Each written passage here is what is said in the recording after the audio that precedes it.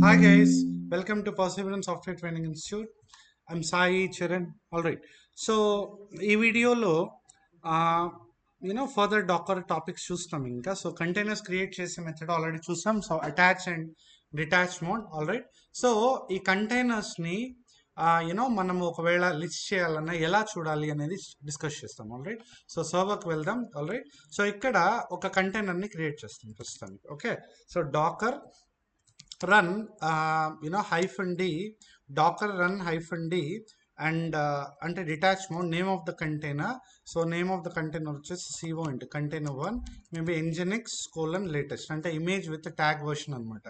So ఇలా ఒక కంటైనర్ని ఇప్పుడు క్రియేట్ చేస్తాం. ఇదేం చెప్తుంది, ఇమేజ్ లోకల్గా లేదు అండ్ కంటైనర్స్ క్రియేట్ చేద్దాం అంటే చేయాలంటే ఇమేజ్ కావాలి కాబట్టి ఇమేజ్ని పుల్ చేసుకుని క్రియేట్ చేసేస్తుంది. ఇదే container ID. All right, fine. ఇప్పుడు ఒకవేళ దీన్ని లిస్ట్ చేయాలనుకోండి, సో లిస్టింగ్ కంటైనర్స్ గురించి మాట్లాడతాం ఈ వీడియోలో. All right.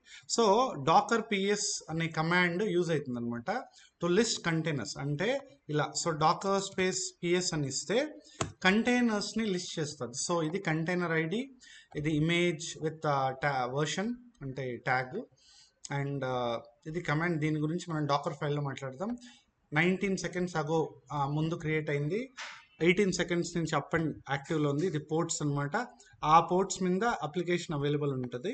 కాంట్1 అనేది మనం ఇచ్చిన నేమ్ అనమాట. ఇక్కడ ప్రీవియస్ కమాండ్లో నేమ్ ఇచ్చాం కదా, కాంట్1 అని, అది.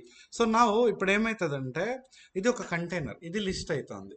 ఇప్పుడు సెకండ్ కమాండ్ ఏంటి అంటే, బేసికలీ 2 కమాండ్స్ ఉన్నాయి. First command will list only active containers. Second command will list active plus inactive containers. అంటే యాక్టివ్గా అప్ అండ్ రన్నింగ్ ఉండే కంటైనర్సే ఈ కమాండ్ లిస్ట్ చేస్తుంది.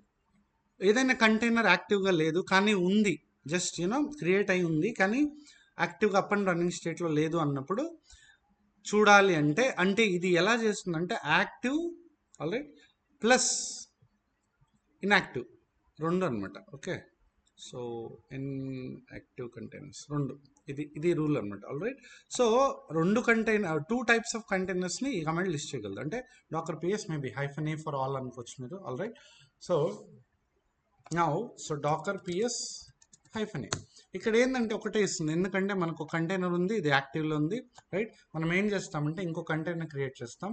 సో మేబీ ఇదే కమాండ్ పెట్టి డాకర్ కమాండ్ పెట్టి డిటాచ్ మోడ్లోనే కంటైనర్2ని క్రియేట్ చేస్తాం. ఇప్పుడు కంటైనర్2 కూడా క్రియేట్ అయిపోయింది. All right. సో ఇప్పుడు డాకర్ పిఎస్ అని ఇస్తే రెండు ఉంటాయి, ఎందుకంటే ఫస్ట్ కమాండ్ యాక్టివ్ కంటైనర్స్ని లిస్ట్ చేసిందా.